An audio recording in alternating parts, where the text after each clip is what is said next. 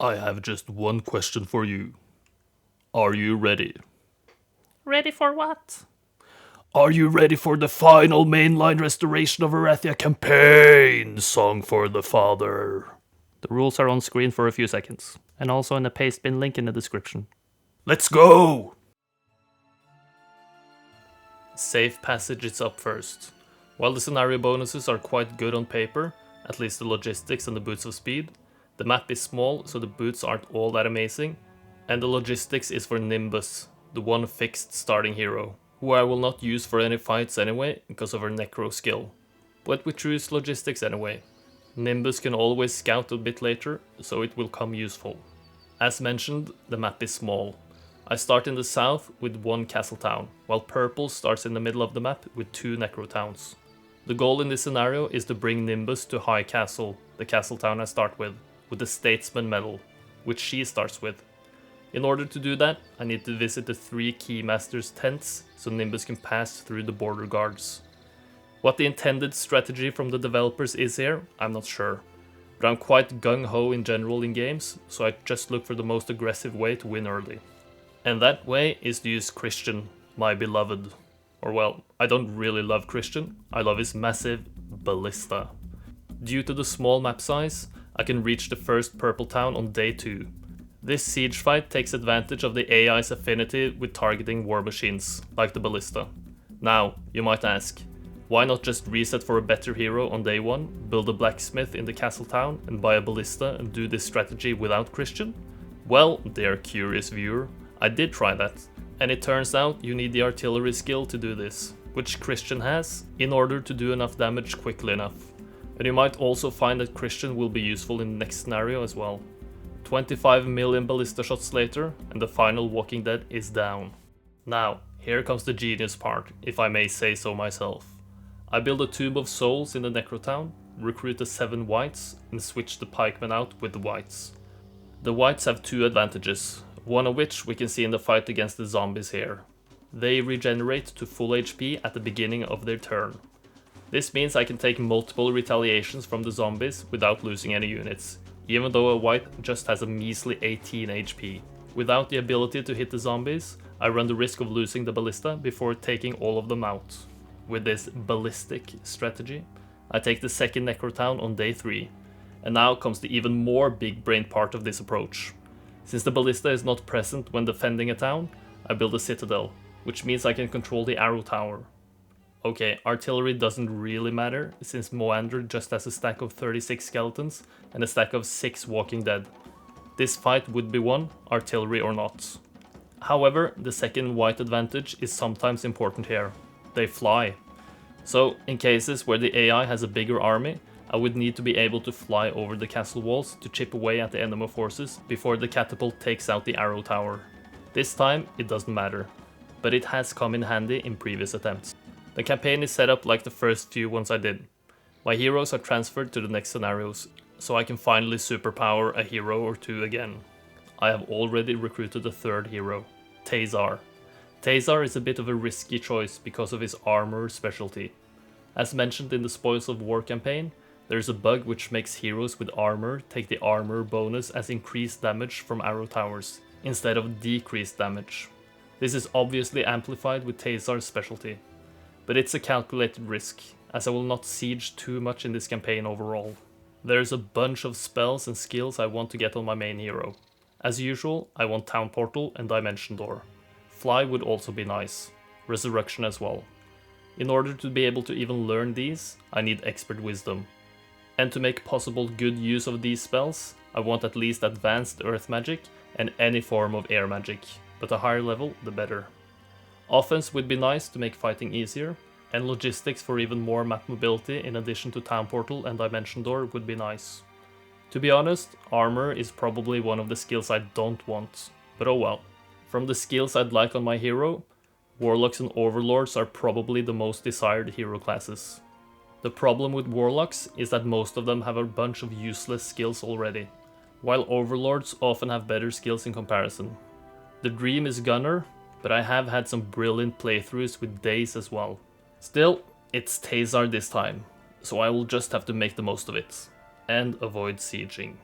To set myself up in the best way possible for the next scenarios, I have to level up Tazar and build up mage guilds to look for the spells I want. The strategy from here on out is to build up a Hall of Darkness in the first Necrotown and use Black Knights and later Dread Knights to take all the fights on the map with Tazar. There are 6 learning stones and a bunch of chests, which will all be collected by Tazar and used for experience. The only possibly challenging fights left are the 2 Black Knight fights. Before taking those on, I flag every mine, collect resources, and visit all of the learning stones I can reach. On week 3, day 6, I take on the first Black Knight fight with my now 8 Dread Knights. If I had used basically any other hero, I would suffer losses in the quick combat, but with Tazar, I can just breeze through. Week 4, day 2, I take on the other Black Knight fight with the same result. The very next day, I build the first Mage Guild to level 5, and what do you know? A bunch of absolutely wonderful spells. Town Portal, Meteor Shower, and Implosion are all amazing spells, but no Dimension Door. I begin building up the second Mage Guild to level 5 in hopes of getting Dimension Door there. Meanwhile, I visit every learning stone with both Christian and Nimbus and collect the permanent stats available with Christian. Might as well when I have the time. Building the second Mage Guild to 5 nets me another Implosion. No big deal, more chances to find Dimension Door later. Taking stock of Tazar's situation, it's looking quite good. Expert Wisdom and Expert Earth Magic are both excellent. Having Logistics is great as well. Leadership isn't terrible, but missing Air Magic is a bit of an issue. Luckily, I have a solution in the next scenario. His stats look quite okay, but 3 knowledge is quite low, which means I can't spam Town Portal as much as I'd like later. Overall though, I'm satisfied. With all the necessary preparations done, I send Nimbus to High Castle. It's on to the next scenario. United Front is next on the menu, and to be honest, there's only one choice to go for here from the scenario bonus choices. The 35 Grand Elves. They're ranged, reasonably fast, and do a lot of damage. The other 2 choices are pretty bad for tier 3 units to be honest. The map is extra large. I start with 4 towns in the south and east. 1 castle, 1 tower, 1 rampart, and 1 necropolis. Purple starts with 4 necropolis towns in the remaining area to the west-northwest. The goal of this scenario is to eliminate all enemies and take all their towns. Nothing complicated. Let's go. The solution to the air magic issue is pretty straightforward. The witch hut to the north. I reset until it teaches air magic, and due to the fact I can town portal close to this witch hut, Tazar can get air magic whenever necessary, which of course will be as soon as possible. However, the early game on this scenario is a bit chaotic. Due to my leveling up Christian and the majority of fights being against Walking Dead, I can use him to take a lot of fights close to his starting location, which I will do of course. Close to his spawn location as well is a mercenary camp, which for some reason often has good units. Previously, I have recruited angels, giants, ghost dragons, and, like in this case, behemoths. This obviously makes all of Christian's fights even easier. I town portal with Tazar to the Rampart town where the Grand Elves from the scenario bonus are placed. I split them into 3 stacks, leave 1 stack of 11 in the Rampart town, and town portal up to the Necro town where Iona is.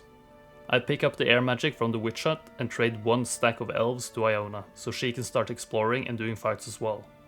Leaving Tazar in the Necro town, I build a mage guild so he can restore his mana and begin exploring on day 2 using his elf stack.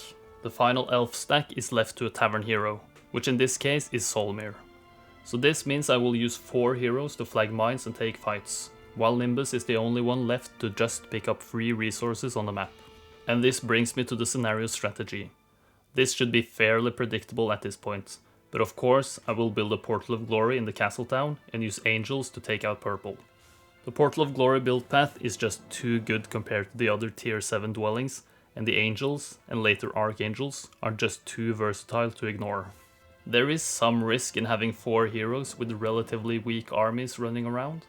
Purple can show up pretty much anywhere and do some damage, even if their heroes are also quite weak. Only Tazar has good reliable spellcasting to defend himself. Solmir clears west-southwest from the Rampart town, Christian clears north of the Rampart town, Iona clears around the Necro town, while Tazar clears from the Tower town westwards towards the castle town. This is a reasonably efficient way to clear the map. Do I get every resource this way? No. But I get all I need to build up the Portal of Glory and a castle in the castle town, which is all I need in week 1. On day 7, I build a castle to provide Tazar a possible 3 angels to recruit next week. Week 2 day 1 also shows the first purple hero so far, Vokial. Thankfully, he has a stack of Walking Dead on him, so he's very immobile and not really a threat, but I'd rather not lose any of my flagged mines. I also build a stables to increase Tazar's movement points, so I can start invading purple territory quite efficiently this week. Town portaling to the tower town, I leave the stack of elves so Solmir can pick them up and start doing some bigger fights himself. Tazar then town portals to the rampart town to move in on purple. On week 2 day 2, I confront Vokial. In quick combat, he flees, so I figure I can trick him into not fleeing, which would net me any potential artifact he possesses. But he just flees without losses instead. Big fail. On week 2 day 5, I reach the first purple town, which is just barely guarded. Quick combat breezes past this fight. A lot of the terrain in the purple area is cursed ground, which is quite annoying to deal with. It means I can't cast spells above level 1, which also means that I can't cast Town Portal when standing on this terrain. Week 2 day 7, the second purple town is next up on my to conquer list, and it's completely free. I notice it's built up quite a bit for AI standards, which probably means there's a somewhat strong hero in the area. Checking the tavern tells me Clavius is their strongest hero, so I go looking for him. And what do you know? He's literally right there. Quick combat makes him flee, but again I believe in my abilities to take out an AI hero before he flees. Using the standard waiting with all my units strategy, Clavius defends his ranged unit, the Liches, and moves forward with his vampires. Due to Tazar's relatively weak offensive capabilities compared to his defense, I don't do a lot of damage. I need all 3 angels to take out a measly 7 vampires. I really don't want to cast any spells in this fight, since I only have 11 mana. If I cast anything, I don't have the 12 mana needed to cast Town Portal next turn, which would slow me down. So I move in with all my angels to hit the skeletons and the wights in round 2, and hit the liches in round 3. I do a bit of quick maths and come to the conclusion that if I only hit with my angels and don't cast any damaging spells, Clavius could flee with 3 Walking Dead remaining. So I have to bite the sour apple, as we say in Norway, and cast a magic arrow. Was it worth it? Well, I get a Collar of Conjuring and a Quiet Eye of the Dragon. So no, it was definitely not worth it. Hopefully inflicted some emotional damage on the AI though. The next day, I have no choice but to explore a bit around the area, since I don't have any mana left.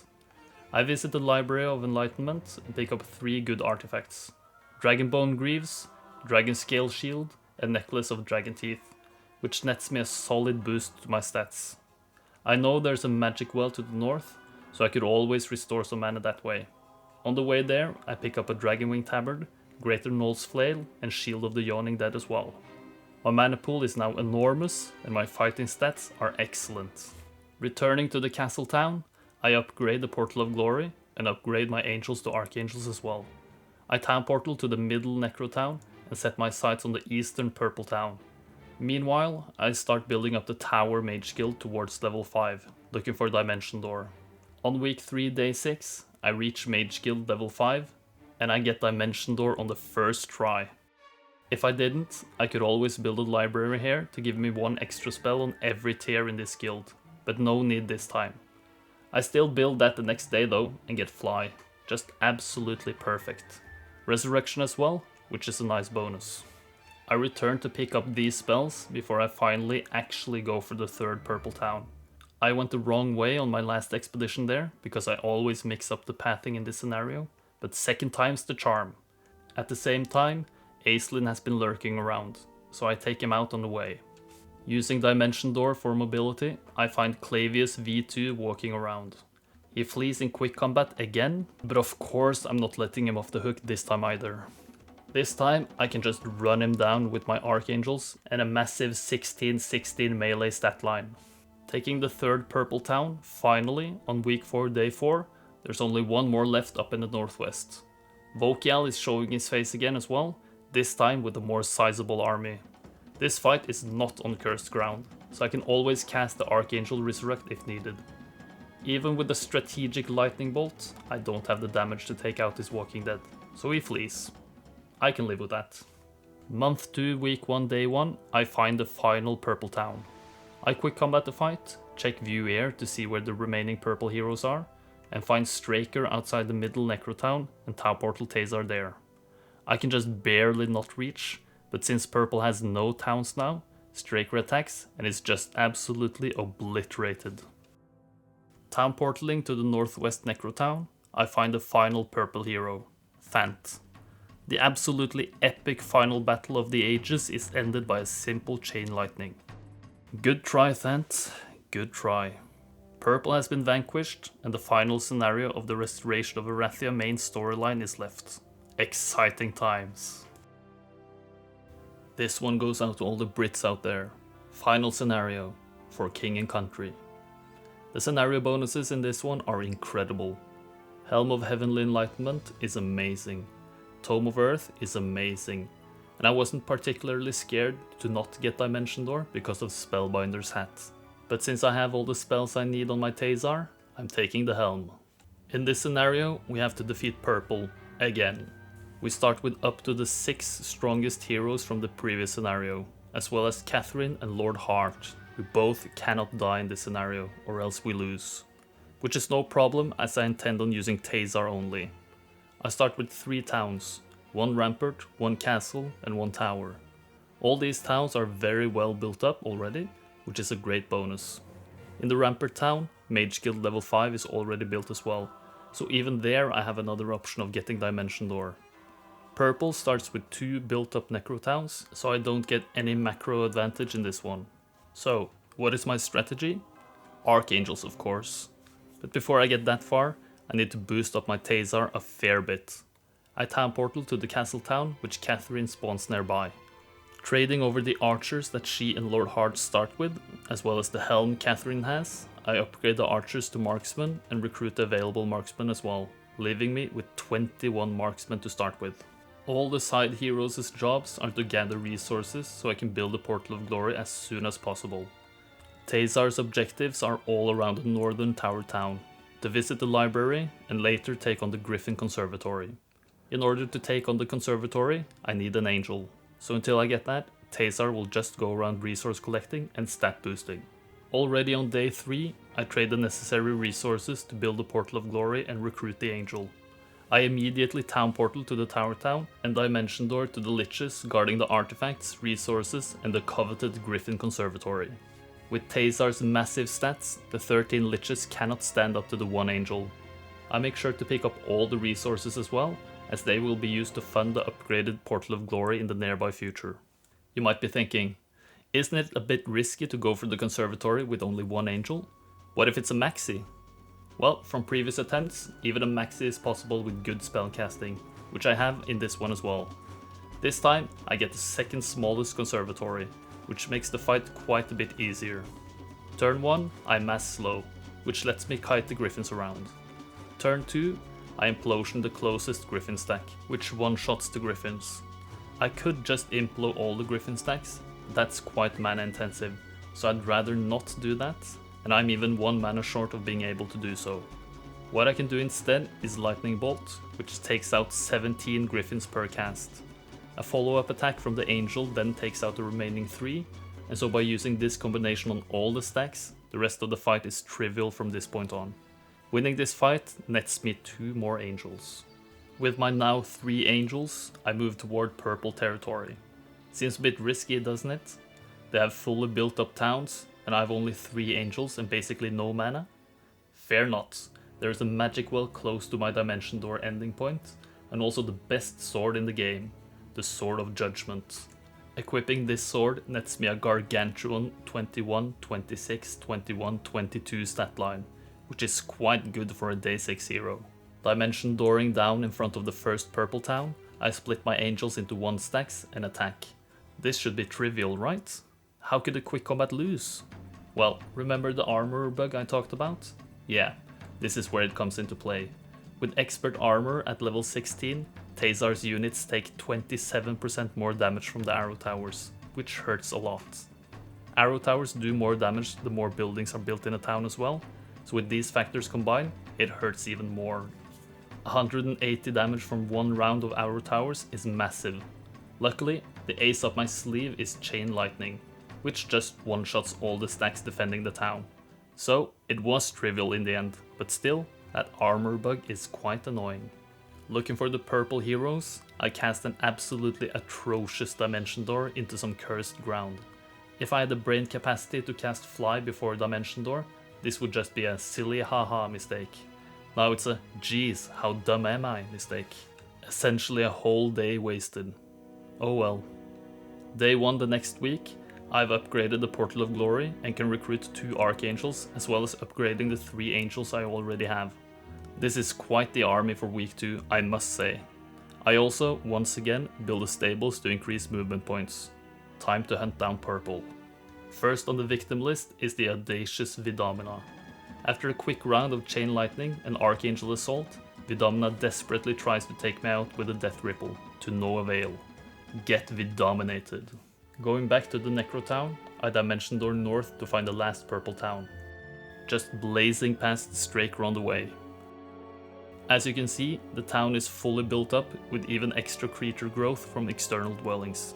Taking too long on this map is risky. Straker, of course, has to attack because purple is out of towns. A well-placed Chain Lightning and some undead creature meat grinder action from the Archangels, and Straker is down. The stat difference as well as the armor difference are just too big to overcome for poor purple. Going underground, I find Malcolm, who I just quick combat down.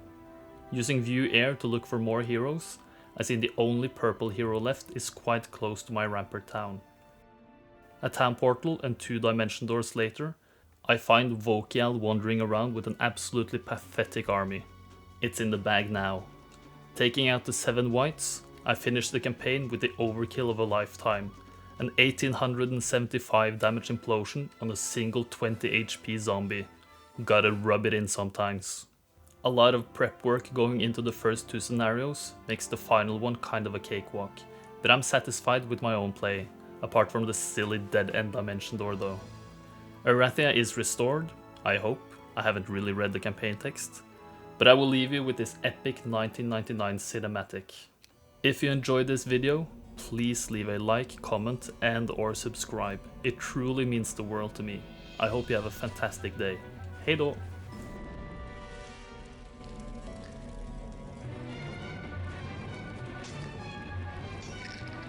Throughout my life, my father emphasized my duty to the kingdom and my duty to justice. Today, I did both by delivering to my father, Lord Hart, the traitor who poisoned him and imprisoned his soul in an undead corpse.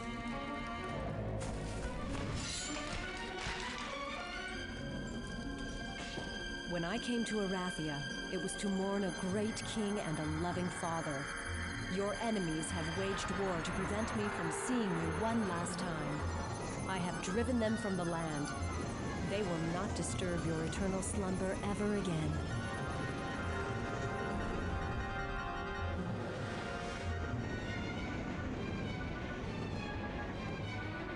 Great victories and great tragedies have marked the Griffinheart history. Your death brings an end to the Restoration War and the Griffinheart lineage. I will miss you dearly, Father, and think of you often. Rest in peace.